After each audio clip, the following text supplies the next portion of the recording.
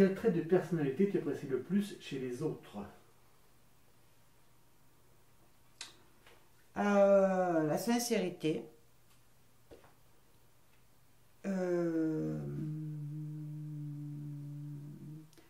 la compréhension, l'écoute et la générosité. Et je crois que s'il n'y a pas ça, j'apprécie moins les gens. Voilà, tu vois, je vais être vraiment attirée par des gens qui ont ces qualités-là. Et pour quel défaut tu as le plus d'indulgence? Sur le défaut qui m'insupporte, c'est le mensonge, quel qu'il soit, hein, personnel, politique. Alors là, vraiment, c'est quelque chose qui m'insupporte et que je ne comprends pas sur les adultes. Je comprends sur les gosses, hein, normal. Mais quand on est adulte, alors là, je le comprends pas. Voilà. Je comprends même pas qu'on qu'on y ait recours. Et après, quel défaut j'ai le plus de... Tu vois, voilà. Donc là, c'est intéressant parce que c'est quelque chose que je comprends pas. Mais le défaut dont je m'en fous, du coup, ça devient pas un défaut, tu vois, puisque je m'en fous. Un défaut, c'est quelque chose qui va te mettre en colère ou que tu vas pas supporter. Mais un défaut dont tu te fous. Qu'est-ce que tu attends d'une relation amicale? J'attends du partage, quel qu'il soit. Tu vois, partage des idées, partage des connaissances, euh, partage de bons moments, partage d'activités, partage de rire. C'est du partage, une amitié en fait. Et pareil, du partage, de la compréhension, de l'intimité protégée. Dès lors où je parle d'intimité, c'est protégé. C'est pas, voilà, tout ce qui est du domaine de l'intime reste avec la personne avec qui tu le partages. Voilà ce que j'attends d'une amitié et d'être là dans les bons comme les mauvais moments. Et dès lors où ça c'est créé, on est sur de l'amitié. Sinon, on est sur des connaissances, des potes, des copains, des copines. Voilà, je fais vraiment une distinction avec euh, l'amitié. Le mot ami a du sens pour moi, tu vois. Mais pas ami Facebook, hein, le mot, voilà. Le mot ami, c'est une relation. Tu vois, moi j'aime avoir dans mes relations des gens totalement différents, parce que chacun va te nourrir d'une manière différente, et ça je trouve ça formidable. Et donc j'ai une ou deux amies avec qui je vais parler de mon intimité, y compris sexuelle. D'autres avec qui je vais partager peut-être plus mes relations professionnelles. D'autres avec qui ça va être le politique, mais tout en étant intime avec ces personnes, hein, tout en ayant des sujets variés mais forts et qui me tiennent à cœur moi. Hein. Mais chacun a presque un rôle défini autour de moi, dans les gens que j'aime, avec des sujets presque définis. Ça ne veut pas dire que je ne parle pas du reste, hein, mais chacun a son rôle à jouer dans ce partage d'intimité. Et après, encore une fois, voilà, je pense qu'il y a des choses qu'on doit garder, qu'on doit savoir garder, et qu'on n'est pas obligé de tout partager. Avec tout le monde, hein, j'entends. Hein.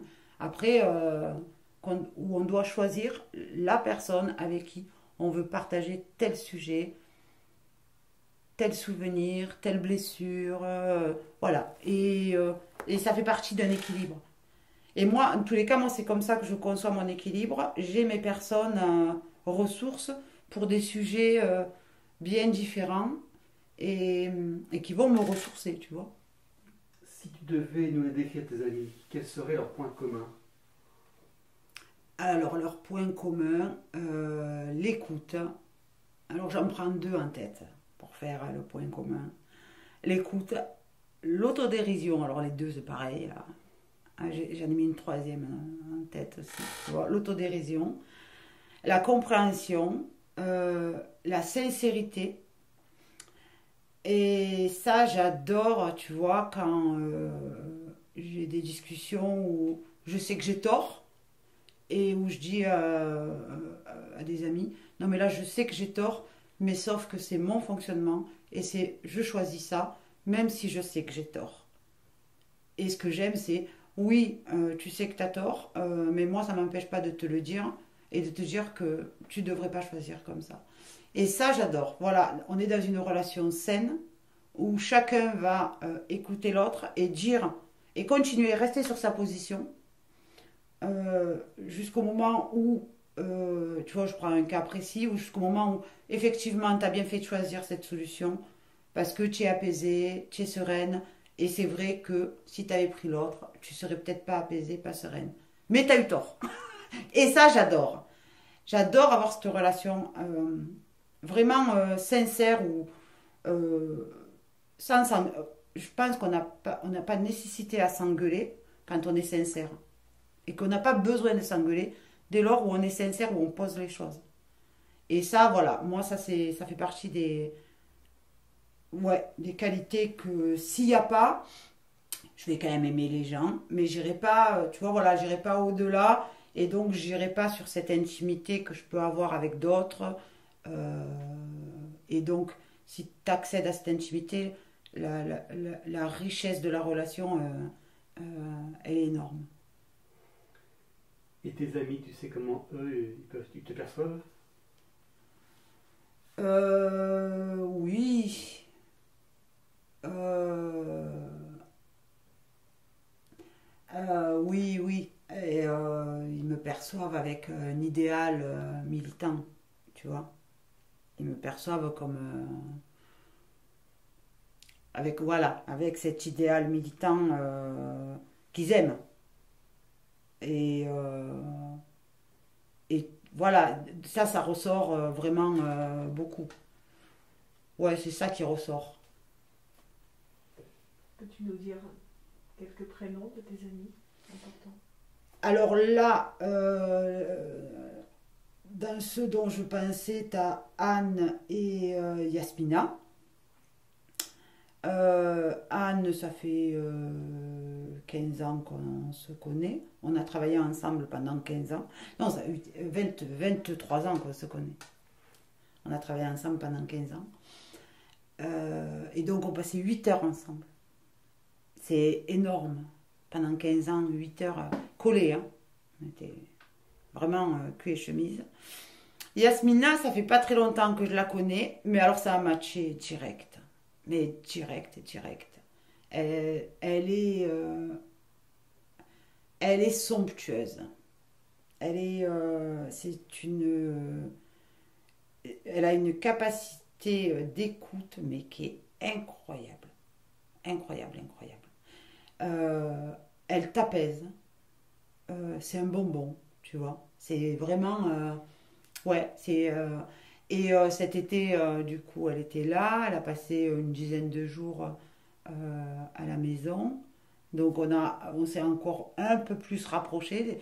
Déjà que bon, on s'appréciait beaucoup, mais cet été on s'est vraiment bien rapprochés. Donc après j'ai Fabienne qui elle est une mère poule. Alors là c'est des gens extérieurs, tu vois, à Metz. Anne elle est à Nîmes, Yasmina elle habite à Isère, Fabienne elle habite à Nîmes. Euh, Après ici j'ai Dalila qui est une perle humaine incroyable, mais incroyable, bourrée d'énergie, de tout, de colère aussi. Mais voilà, encore une fois, tu vas au-delà, tu casses le truc de sa colère, comme je dis, tu redescends de 2 étages et tu te calmes, et c'est bon, c'est une patte, c'est une patte. Et j'aime beaucoup Dalila, vraiment beaucoup, beaucoup. Après, il y a Véro, Odile, euh, voilà, après, si tu veux, après les relations, elles grandissent. Euh, au fur et à mesure, tu vois. Après, il y a beaucoup de gens à Metz que j'aime, que je vais pas considérer au jour d'aujourd'hui comme amis, mais des gens que j'aime énormément et qui j'espère, le deviendront avec le temps, voilà.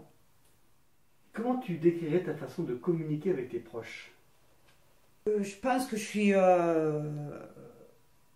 les gens proches, très très proches, que j'aime beaucoup, qui font partie de ma vie, de mon quotidien. Je suis beaucoup à l'écoute. Donc en fait, je communique par après l'écoute, si tu veux. Mais